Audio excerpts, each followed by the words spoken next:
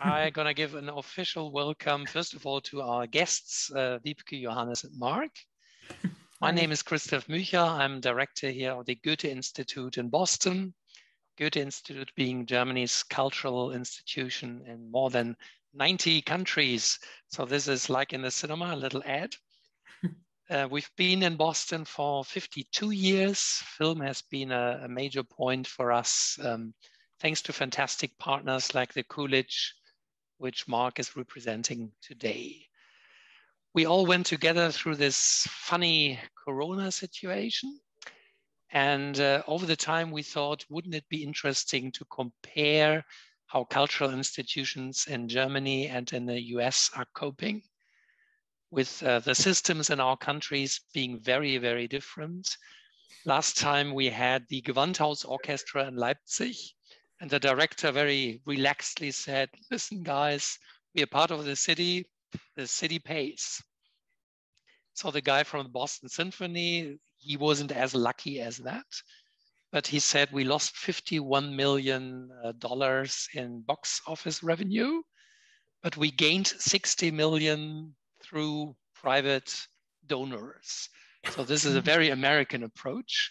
Mm-hmm. And after this interesting figures, we thought maybe today we have slightly less big figures, and we go to a cultural domain which is all very, very dear to, I think, everybody of us, which is film.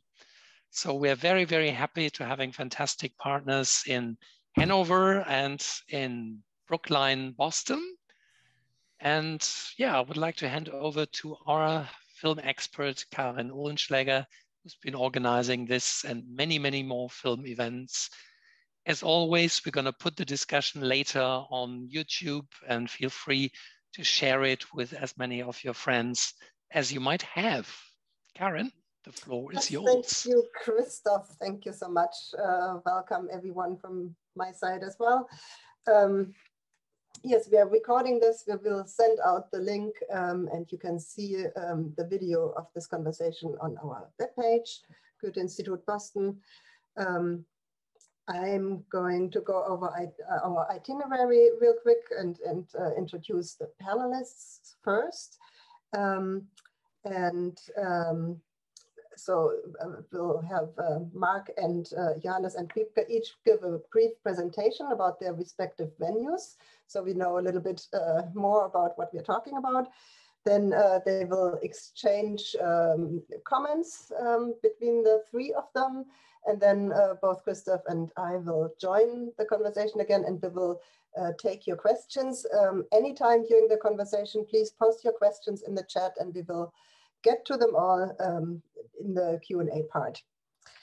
So here's a little more about our participants today. Mark Anastasio, and I hope I pronounced that right, Anastasio.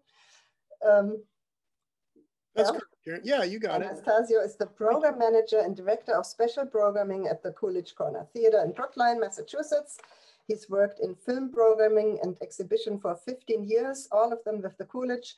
Mark's many duties at the theatre include programming the Coolidge After Midnight film series, also curating the annual Halloween horror movie marathon, and co-programming the Coolidge's various repertory film series. In 2014, the Boston Society of Film Critics awarded the Coolidge After Midnight a special commendation, quote, for its idiosyncratic programming and remaining dedicated to a 35mm exhibition. The owners of Kino Lodderbast in Hannover, Germany, Johannes and Wiebke Thomsen, are married in their late 30s, and their ambitious goal is to put their own personal stamp on the cultural life in Hannover and in Germany. They're both cineasts. Wiebke has worked in many movie theaters all over Germany and co-founded, I think, the City Kino Wedding in Berlin. Yeah, that's true. Johannes has worked as a journalist, film critic, and has culinary experience. They describe themselves as enthusiastic hosts and cultural connoisseurs. Instead of putting their money into a condo, they invested in their jobs and bought a movie theater. They enjoy their independence, they fight for the survival of cinemas in Germany, and work on improving the industry. Welcome again, and I'm looking forward to hearing from both of you, or from the three of you. And I think Mark goes first with presenting the Coolidge. Thank you for being here. Thank you for having me. I just want to say that getting to know Wiebke and Johannes, you guys are my heroes. Just hearing Karen read your bio, you are so my people, and this is truly a pleasure. Thank you to the Goethe-Institut Boston for inviting me here. I just wanted to speak briefly about what the Coolidge did to. I hate using the word pivot, but that's the word. What we did to quickly change our business model when we closed our doors on March 13th of 2020. So the Coolidge has been a cinema since 1933, and we became a nonprofit cinema in 1989. And the screens here have continuously run film with a slight interruption before we became a nonprofit in 1989. But we are a 7-day-a-week, 365-day-a-year film venue. So closure, as it was for everyone in the film exhibition, was, you know, quite a startling thing. But we knew that we had to do it in the interest of public health, and we made the decision quickly to close back on March 13th. And it was surprising even to me how quickly we were able to begin offering virtual cinema programs and turned our website into a virtual cinema homepage. That started with distributors. I think the first distributor to offer a virtual film was Kino Lodderbast, good friends of ours. And we quickly realized that there would be a life for movies, for art house films, you know, online. And our focus shifted to virtual cinema, as well as presenting virtual educational offerings, which was not something we had done. The Coolidge was in the habit of hosting classes in person in our 45-seat screening room, but our marketing and education manager, Wesley Embledge, was fantastic at booking speakers, professors, and film critics, and pairing them with some classic films that we would ask people to seek out and watch on their own, and then to join us for a discussion that they would register for. Those were the two main ways that we attempted to remain engaged with our audiences during the closure in a way that would bring in some revenue, some much needed revenue.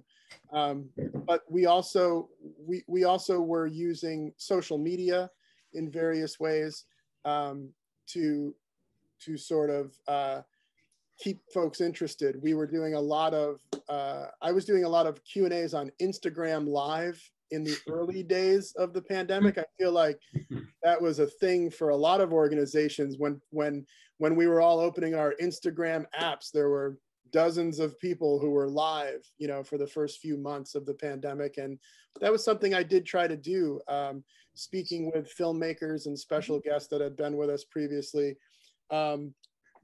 Private rentals have also been very big for us in more recent months. Really, since January, we've picked up the amount of private venue rentals that we've been offering, pairing those with some first run programming, booking films specifically to screen here for people in person. So those were all of the virtual elements that we turned to. And I just want to take a few minutes to show you some photos of some of the in-person. We did manage to do some in-person shows safely outdoors. Mm-hmm. And that's what I wanted to share with you now. And I'll attempt to do that. I'm going to share my screen just to show you a few photographs. I'm clicking the PowerPoint. I'm sharing the PowerPoint, and now I just have to play it. So I think that's working. So there's our logo and a title card that is exactly what I said it was going to be. These were some outdoor shows. Wow, that's cool. This is that's our marquee. So I just wanted to show you that, you know, this is our venue where we would normally have events taking place, and we have perfectly in Germany. Mark, just one thing. In Germany, can you go one? Yeah, when you work in a marketing agency, this is what you get in Germany as a stock photo. This is exactly what you get. Looks amazing. Yeah, it's so great. So that's our marquee. And so the front entrance, I don't want to go too much over the building, but that's our place, and it's beautiful, and we miss hosting shows here very much. That's our main house, Movie House 1 here at the Coolidge. That's the original house from the 1930s. It is warm and inviting and feels like home, but we knew that we wouldn't be able to host shows there for people. And so we had on the books before the pandemic hit, we were going to do an outdoor screening of Shutter Island here at its filming location, which is the old Medfield State Hospital. This is where Shutter Island was shot. And so we had originally thought of doing a picnic style screening along this grassy area right next to the chapel that features prominently in the film. And then the show had to be canceled unless we came up with a workaround. And luckily we did come up with the idea pretty quickly to simply host this show in the parking where we were going to have people park. So we set up an inflatable screen in a field just below the campus and turned it into a drive-in event to safely show fans of Shutter Island the film. That's our setup. There's our head projectionist, Nick Lazaro, in the back of a truck with two Barco film projectors stacked on top of each other in order to increase brightness to make sure it was as beautiful as it could be. And this is the way it ended up looking. So you have the setting for the film in the background, and Leonardo DiCaprio is telling everyone to wear a mask, and everybody had a great time, safely distanced and inside their vehicles. And that show was such a success that it ended up turning into what was supposed to be a one-off event and just sort of a workaround to save the show, turned into 5 more weekends of drive-in programming at this very unique location. And yeah, so that was something that people really loved. They felt safe. The presentation was great. And we were more than happy to put on drive-in programming there. I feel like I've already gone over time, but just quickly, one other outdoor program we did, Karen mentioned the Halloween Horror Marathon, which is such an important event for our film fans. We, of course, could not host that event inside our building. So you got a cabin. Cabin in the woods. Great. So this cabin at Rocky Woods Reservation with the trustees of reservations, we've done numerous programs here in the past. Our Friday that we've shown mostly Friday the 13th films, a lot of cabin in the woods style horror movies. And we said, let's bring our 12-hour horror marathon to the Rocky Woods cabin. So this was the setup day. And so we invited people into the woods to watch 12 hours of werewolf movies under a full moon. This is huge. on Halloween night. Yeah. So this was what it was like when we were setting up, and there's the screen on a beautiful fall day right next to a pond where you can go canoeing. And then when we arrived the day to put on the show, it looked like this. Oh. So we had 4 inches of snow on Halloween weekend here in the Boston area. And so there's myself and our projection team triumphantly continuing with the show despite the conditions, and our audiences surprisingly came out for it. So this is just sort of above and beyond social distance outdoor programming, and people brought chairs, they sat out all night long. This is what it looked like. Cool. We showed Evil Dead on October 30th, and just wanted to say, Evil Dead looks like that. Yeah. some hardy New Englanders, really. Yeah. So I couldn't believe how game people were to attend something like that, but it just showed how strong the desire was for a communal film going experience, that they would suffer through, you know, and the nights of those shows, it was supposed to be 34 degrees, but of course it ended up being 28, and we were having to bring people in one at a time to warm hands by the fire. But it was all in the name of cinema and safely presenting. Very cool. So those are some of the things that we did. Great. Should we take over? Please. Flying change. Or flying transition. Yeah, we maybe we should start where we came from. So we opened up our cinema in 2018. It was a classical, yeah, I would say Schnaps idea, because we got drunk today together and said, okay, let's open up a cinema. It's people will miss it. Or people still miss it because, although they don't know it wasn't there. You know what I want to say? No, not really. I think okay, that what maybe my wife should take over. Maybe what he's saying is that some people came and were surprised that they were missing a place like this, and they didn't know that they were missing a place like this. So it was kind of, I think our first idea, I mean, like you said before, Karin, I worked in a lot of cinemas, and I always thought, why are there so many like gray-haired older people in the art house cinemas? Where are the This is here. This is a German thing, I guess. A German thing, yeah. And so, or I don't know, maybe it's an American thing too. Maybe, yeah. Okay. And so we thought, okay, but we cannot believe that people are not interested in movies or in art house films. We just thought maybe the kind of cinemas weren't the right ones. Maybe the kind of films weren't the right ones. Maybe the kind of, I don't know, surrounding is not the right thing. And so we decided to open our cinema, in 2018, not so long ago. And maybe you can show some pictures. We were looking for a place, and this is what we found. Yeah. It's not an original cinema. We couldn't buy it, but the logo was first. The name is Lodderbust, and it means untidy, a little bit strange person, dirty little person. It's the slang from Hannover, or like the. And that's our sign, and it's really like a corner. No, you cannot see it. Oh, you cannot see it. You have to be patient about me, because this is not. So share the screen, and here there follows. Okay. It. Yeah. So it's a little corner. It used to be a store where you can buy like some water beds. Yeah, it used to be a little store in the corner. It has just like 39 square meters. I think it's like 400 square feet. It's very, very small. When you enter, you almost fall into the first row. There's no like entrance area or nothing like that. So this is the outside. This is the house. It's very ugly compared to the corner, Coolidge Corner. But we have a cigarette machine. You know, it's very important when you go to the cinema and you have a cinema like ours. There is the cigarette machine.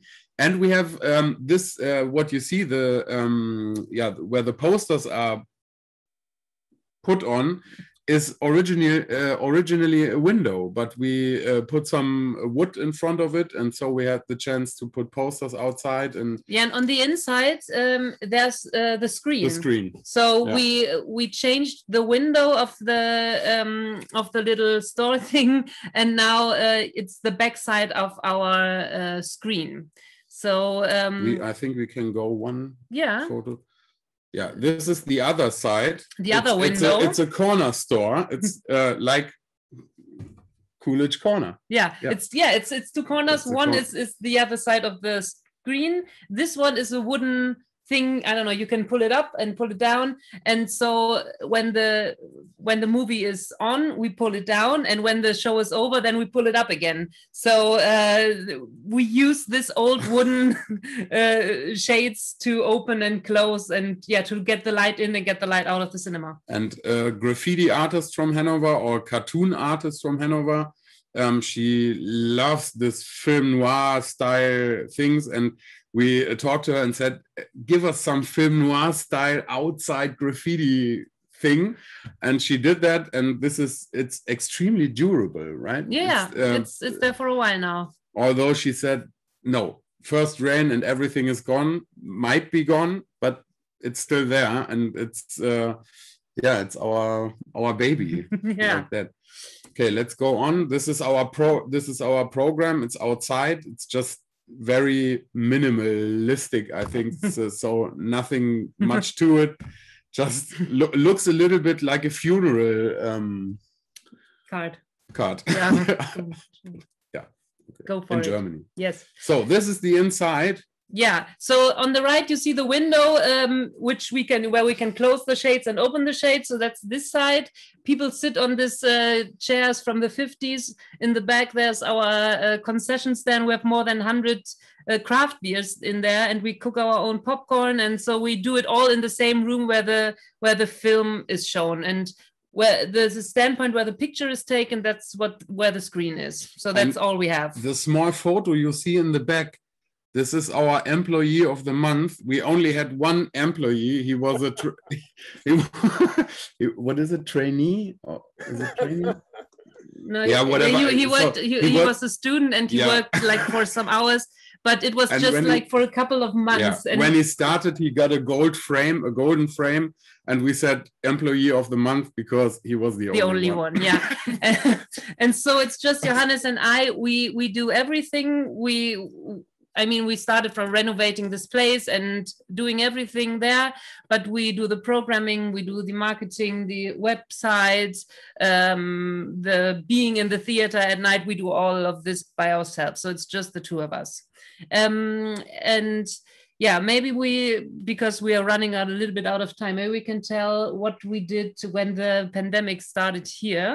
Yes, the idea, I just closed the presentation. So when the pandemic started here, we just closed our cinema by ourselves. So we didn't wait for the state to close us. We just said, okay, it's too important to make it secure for our guests and to have them safe. So we closed our cinema and sat there, cried for almost 2 hours and said, okay, this is our little baby.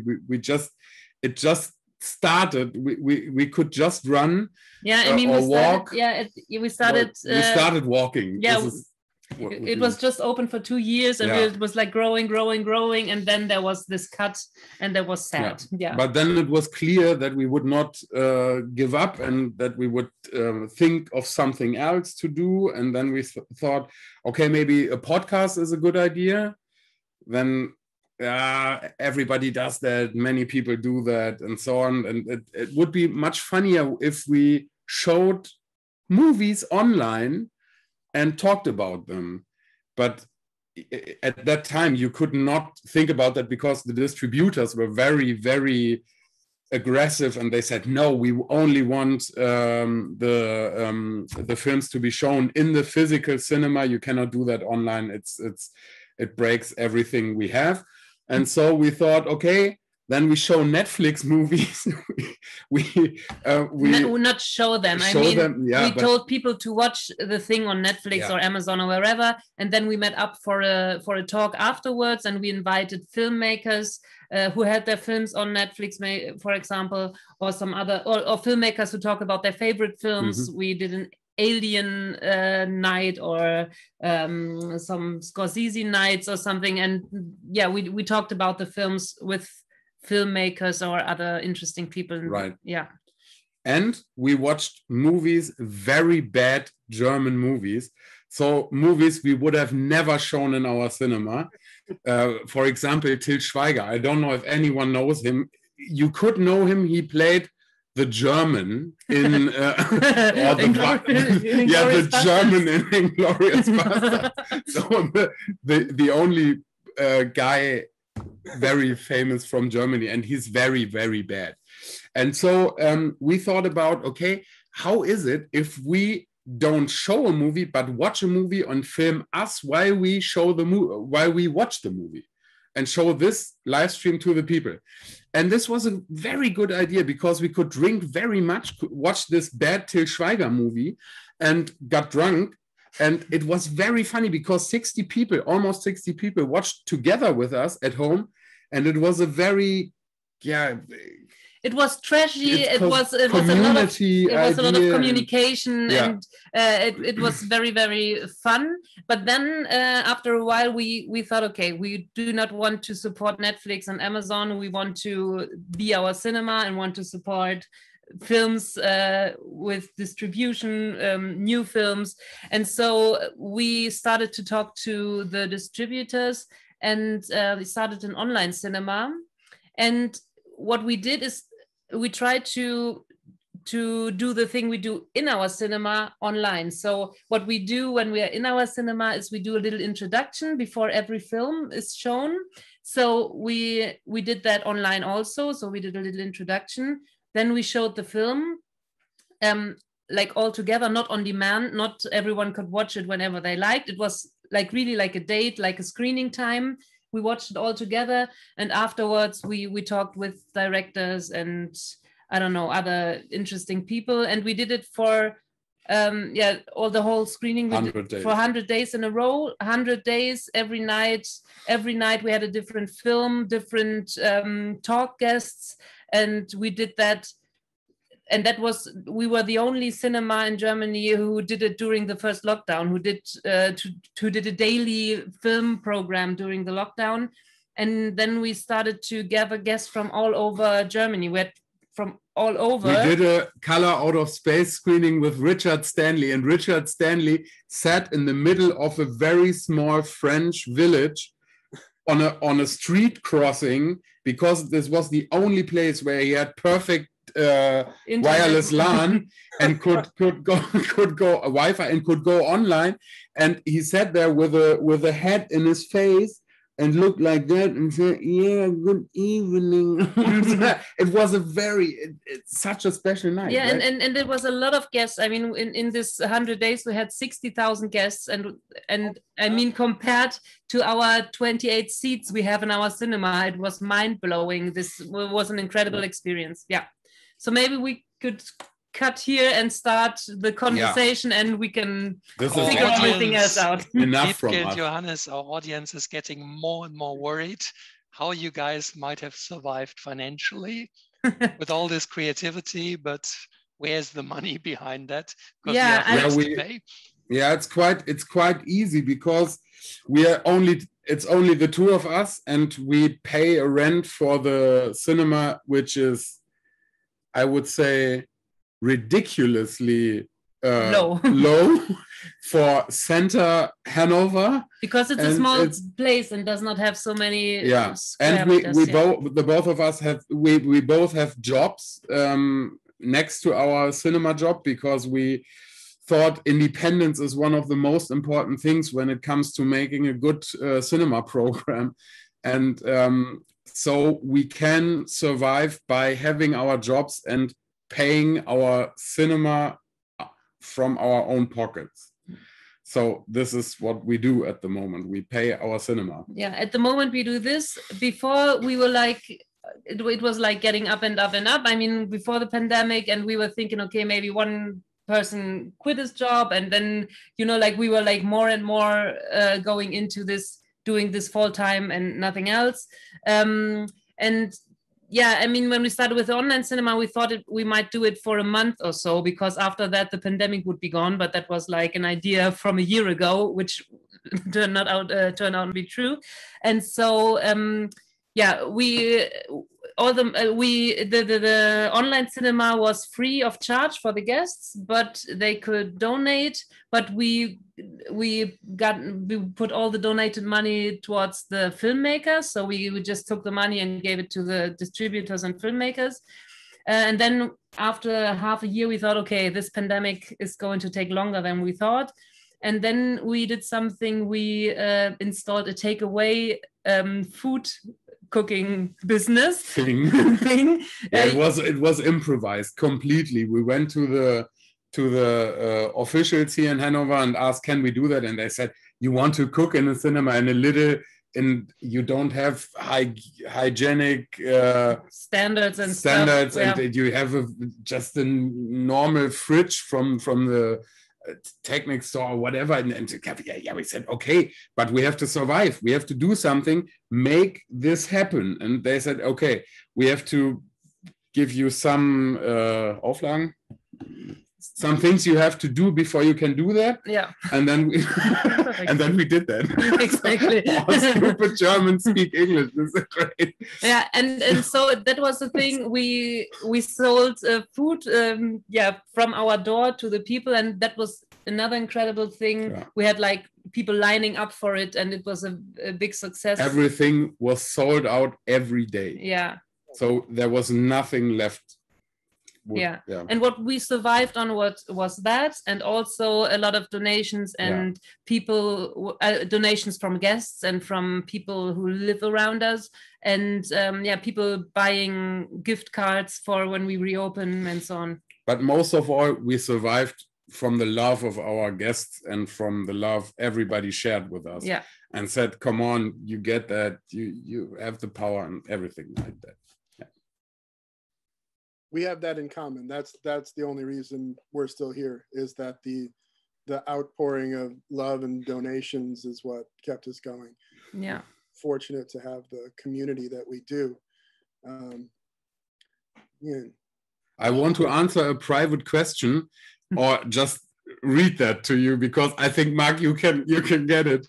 Martin said, "I really like that Wiebke is presented in Technicolor." This is great. Nice. Looks like that. Yeah, thank you. Cool. Okay, sorry. I would have a question for both of you. Will you continue doing virtual programming? Like Wiebke, you're watching films together and talking about them, and Mark, your virtual screening room, will that be part of the future as well? When you can reopen?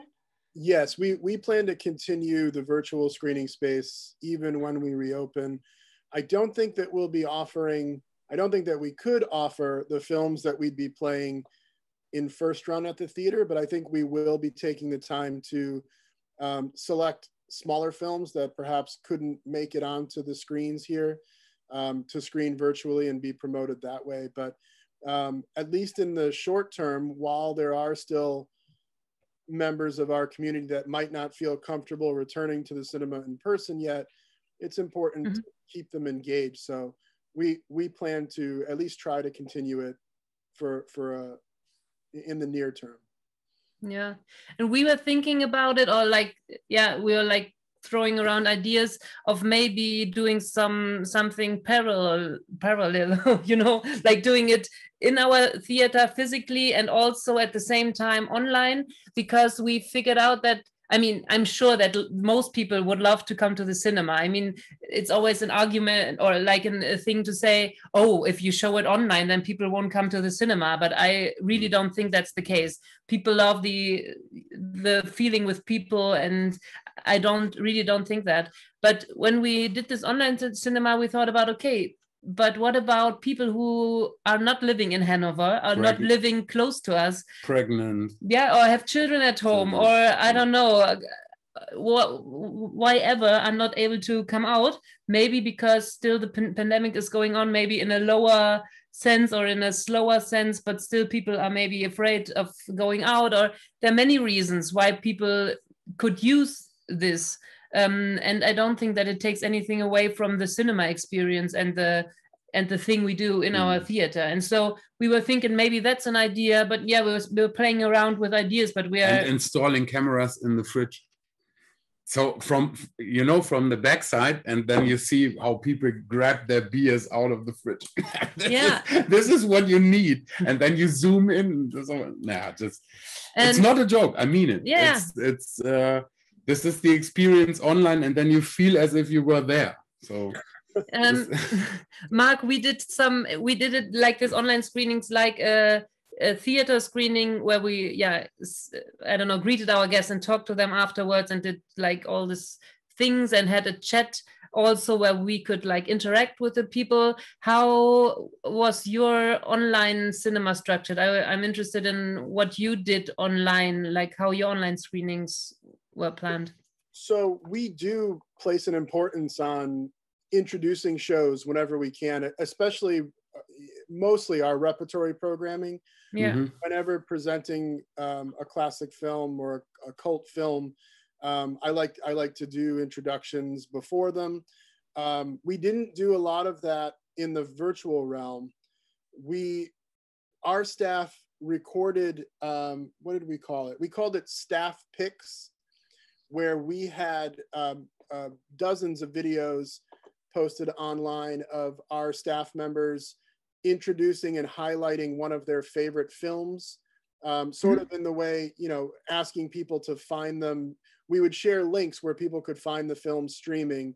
And each day we tried to have a different staff member just speak passionately about a film that they love, because that creates such a connection between a cinema and its audience. To have someone standing up in front of you and telling you sort of, you know, why they love a particular film, it just puts you in the right place to sit down and perhaps a bit more fully appreciate what you're about to see. I love introducing films and giving audiences like one particular thing to look for, or to tell an anecdote about the production of the film that I find particularly funny or interesting. And I love staying with an audience till you get to the point where in the film where the thing that you mentioned is about to happen, and you can feel and hear that much more of a reaction from the audience, you know, because you set that moment up.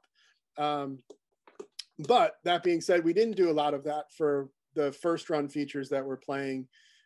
We did host Q&As with filmmakers when they were offered. I had done a couple.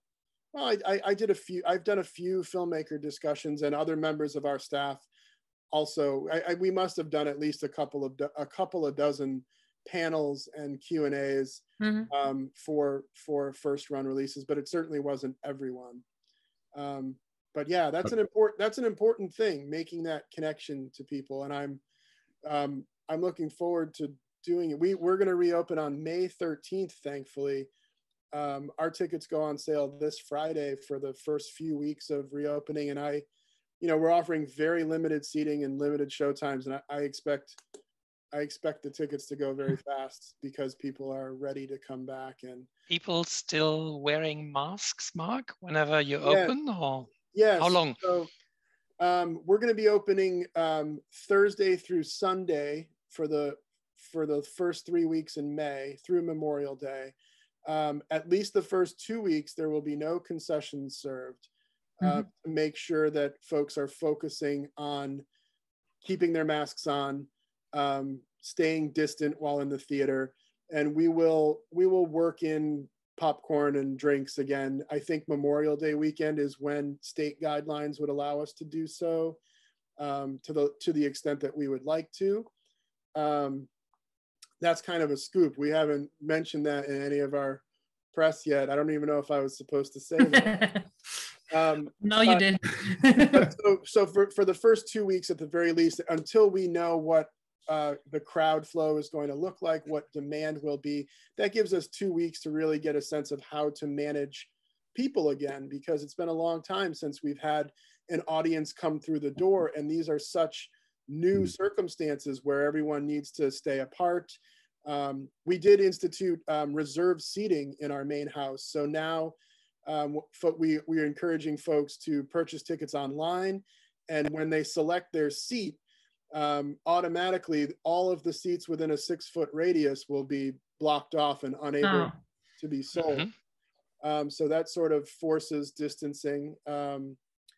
So we'll see how it goes, and then hopefully popcorn is back within a few weeks. But what kind of program are you starting with? Is it like very similar to the program you did before the pandemic, or is there a difference now with the films you're starting out? There's a difference. We're starting off with all classic cinema repertory programs. We're just playing rep film, and just really wanted to, I just hung up on the front door. I hope they forgive me. We really hope to draw in as many people as we can with these classic films. We didn't want there to be any sort of, I don't know if people were ready to come back for a first run art house film or a foreign film or documentary yet. We really needed to make sure that we were filling every seat to get a sense of what's going to happen. So we just wanted to sort of swing for the fences and present films that we know are great draws and also will look beautiful. These are big screen cinematic experiences that we're hoping to put on for people to lure them back. But I think this is a good idea to start off with classics, because this is what can engage or empower the emotions of why you love the cinema that much. If you see, for example, if you see Metropolis in a cinema and you sit there and you could hear a needle falling, hitting the ground, this is when you know you're right there. And if you show classic movies, this is when people come back to why they miss cinema so much. And it's a good idea, I think. Yeah, we talked to a lot of art houses around the country that had opened in the months ago, and so in speaking with everyone, there was a common comment that that classic cinema is what was bringing out audiences, and unfortunately newer films people weren't so ready to take the risk to go see yet, especially when those films are being offered in so many places virtually, perhaps. Yeah. We do plan to, within the first 2 weeks of June, we will be back to running first run films as our primary programming, with repertory programs happening perhaps once or twice a week. But at least, yeah, we're going big.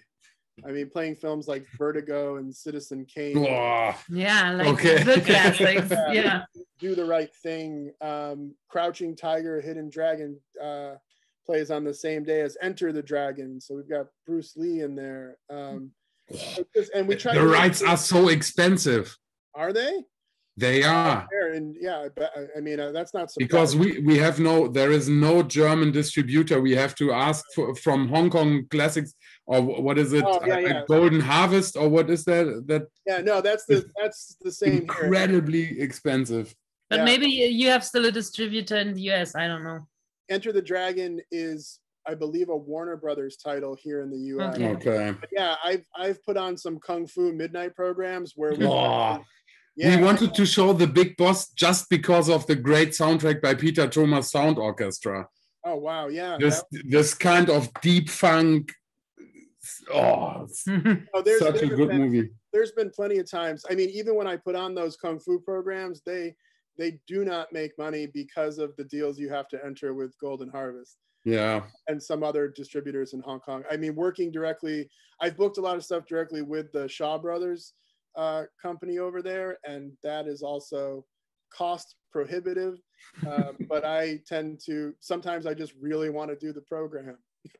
Yeah, I think that's what we do also, that we have to sometimes you have to play something where a lot of people come and it's there, but then you have to allow yourself to do that. Do you have The Room in Germany? Tommy Wiseau's The Room. Are you familiar with this film?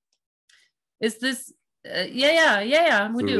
Yeah. It's just a horrible movie that has taken a cult classic status. Yeah. So we've run that film at midnight every month for like the last 10 years.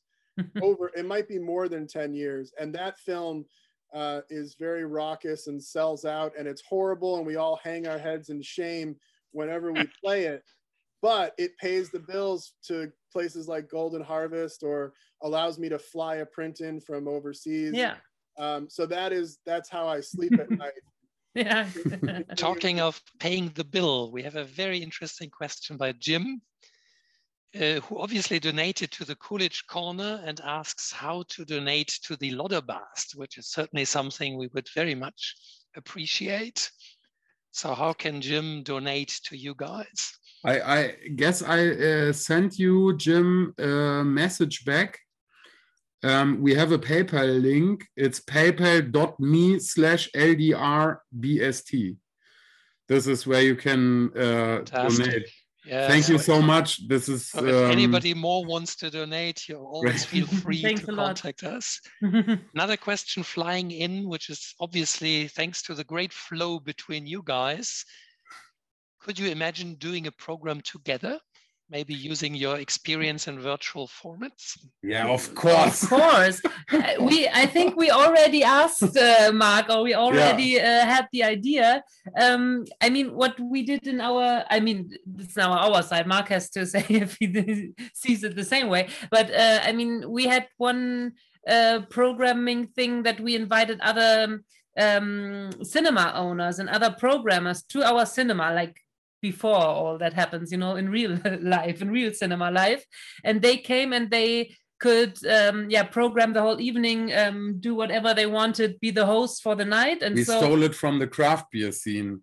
There they do tapped overs. Yeah. And we thought we could do a cinema takeover, and this is quite that. Yeah. And so maybe in this kind of feeling, we could do an evening together and, I don't know, invite Mark to take over, or I don't know, that would be nice. With this horrible movie he's been showing for 10 years. Yeah, sure. Oh, we have that too. Just a second. I get it. I get a VHS.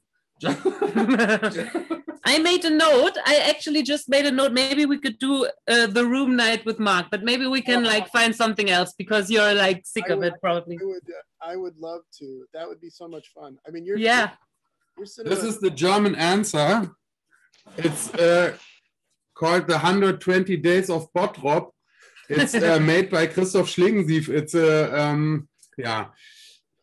120 days, you know, Sodom, but it's this is not Pasolini. This is this is Christoph Schlingensief. It's a trash movie, and we got it just 2 weeks ago from old friends of Christoph Schlingensief, and we will show this VHS. Yeah, we will do a VHS screening. VHS screening in our cinema once a month with Christoph Schlingensief movies. Yeah, that's the new thing. Yeah. Yeah. Because VHS is forgotten almost. We did 16 millimeters. We also had 8 millimeters. We don't have a 35 millimeter projector. So yeah, but VHS is missing. This is the real thing. We've done VHS nights. We've had we used to invite people to do a VHS swap meet, you know, trade tapes, and then we would give the audience a choice between a couple of incredibly bad movies to watch on VHS, and have tape deck up in the theater. It's a lot of fun. It is. But we will also do education stuff, but not this. I mean, I would love to work with you guys. I mean, this would be a lot of fun. We will do that. Of course, we will definitely do that. Yeah. But just to people, ask questions if you like. Für die deutschen Zuschauer, ihr könnt auch auf Deutsch fragen. Wir übersetzen das. Ich mit meinem sensationellen Englisch habe damit überhaupt gar kein Problem. Just told the people in Germany to ask in German if they want to. I want to thank everyone for speaking English on my behalf for me today. That's very nice of you.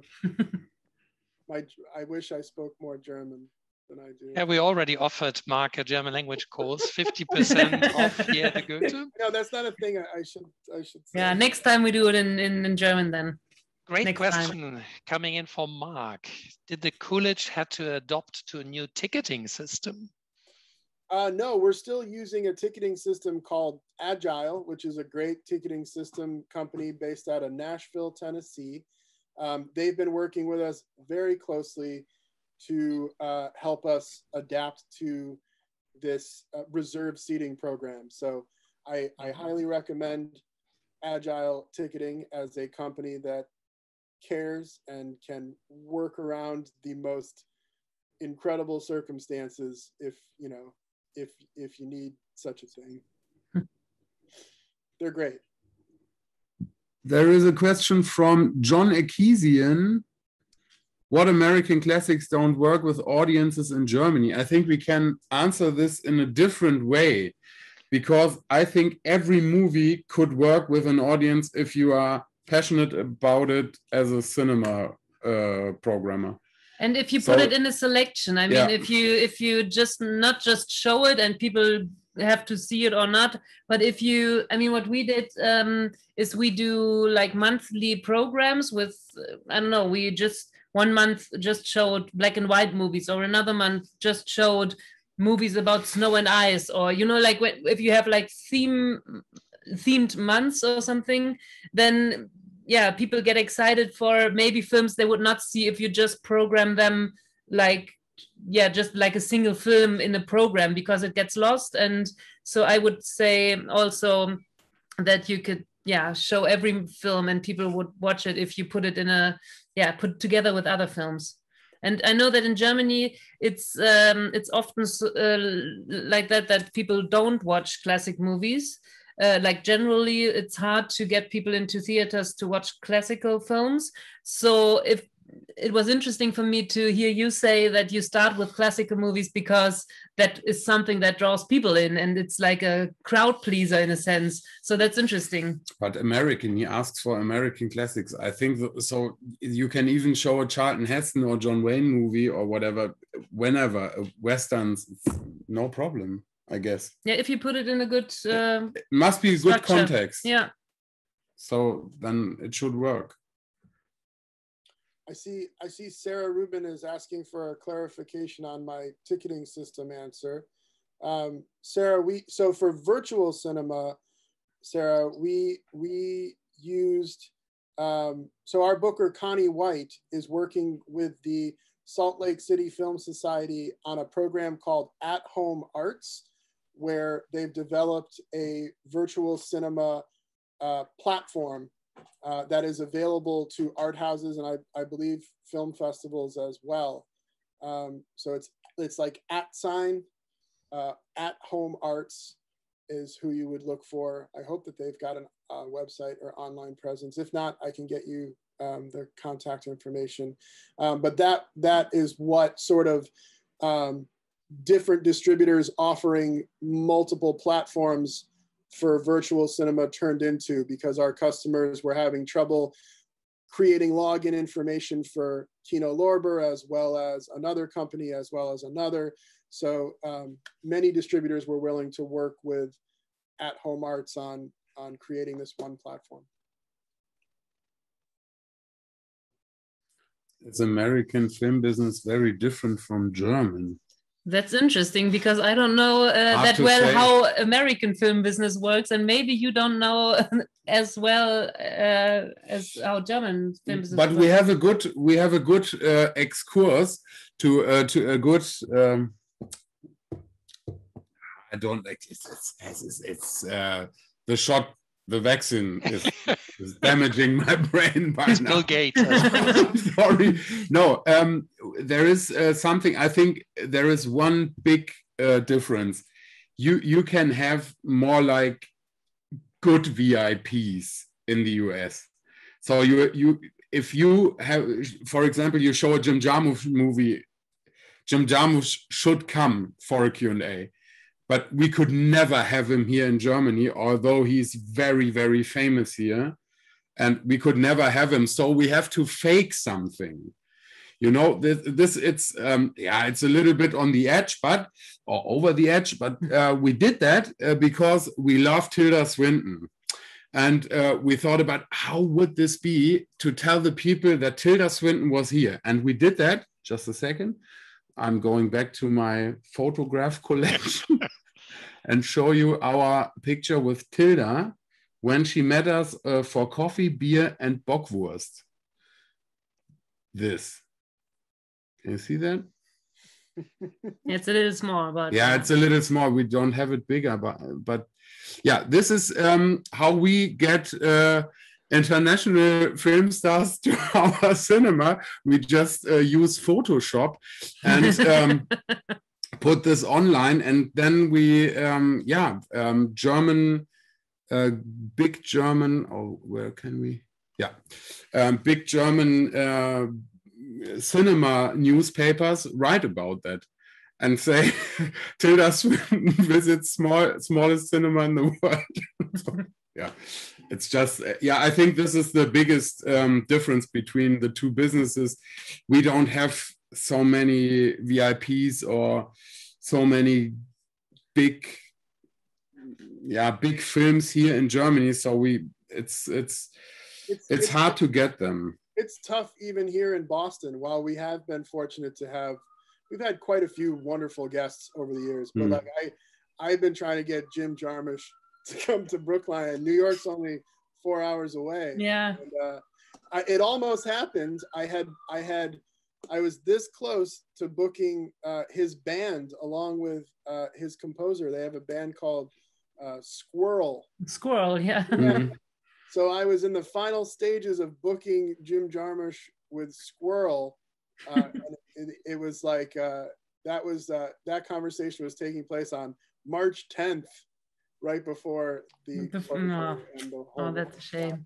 So I'm hoping to, actually, he just announced European tour dates, and I think there were a couple German dates on the Squirrel tour. And we have to snatch him, I don't know, and do something about it, yeah. Yeah, but what I'm interested in, I mean, the question about the film business, in Germany, it's like that when films are like newly distributed, they are like exclusively for 3 months in the theaters before they go to DVD or to online screenings, and it's a big debate if it's necessary or if it's good, or but how is it in the US, and how is that?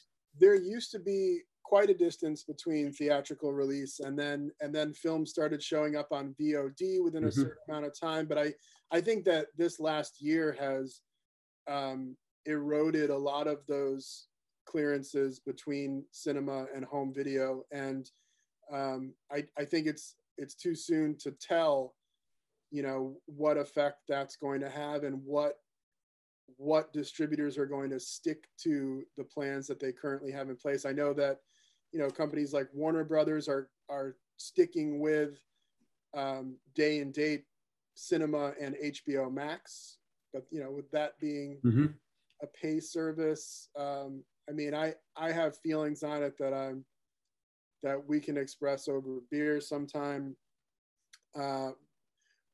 But I mean, the box office, so the box office that Kong versus Godzilla did, even though it was available on HBO Max at the same time it was in cinemas, that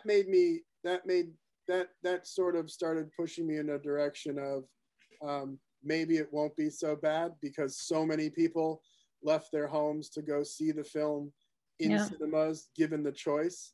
But let's hope that people have missed the movies enough to keep that up for the rest of our existence. Yeah. You think it was harder for like small independent art house theaters or for the big corporate chains? I mean, who has suffered more during that last year?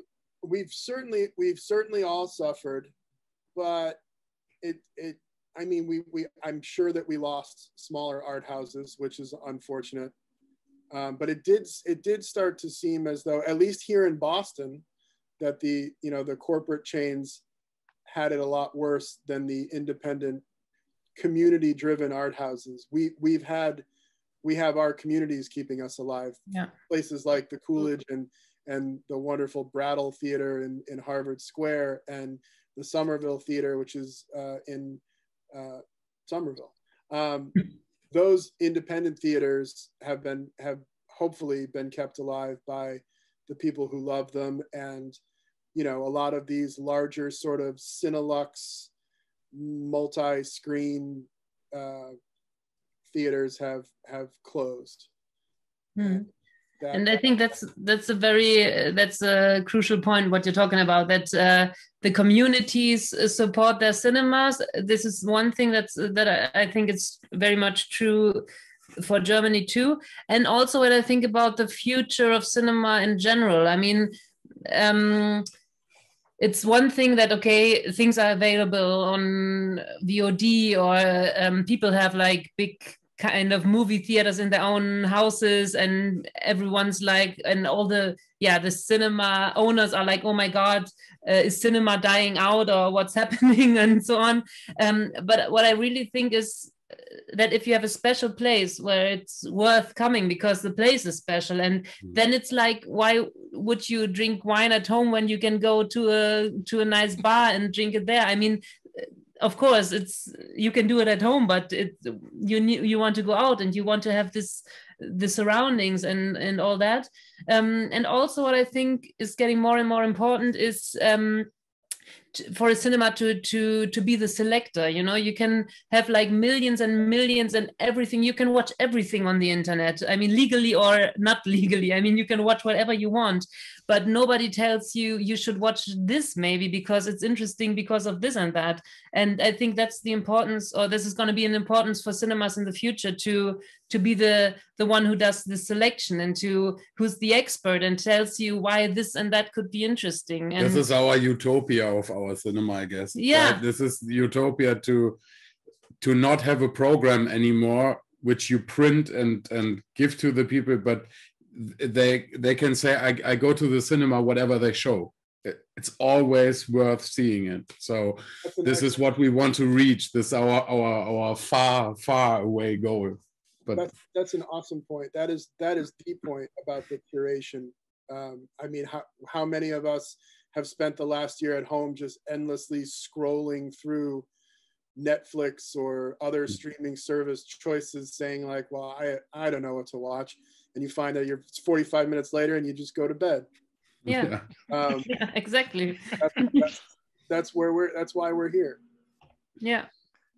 This is a great roundup, Mark. It's too beautiful not to use it. For those of you who are in Germany, there's an incredible American tradition to end a party in time. This is new to us as a Goethe-Institut. You have reception from 7 to 9, and 5 to 9 everybody goes, which is probably impossible at the Lodderbust, as long as you guys still have your craft beer in the fridge, which we all look forward to taste. I think Jim is already on the way to Germany. You're welcome very much. Yeah. As soon as we reopened, you're all very much welcome. Let us say as an audience that we miss you guys very, very much. So Mark, we look forward to May 13, maybe the first ones to get and grasp tickets.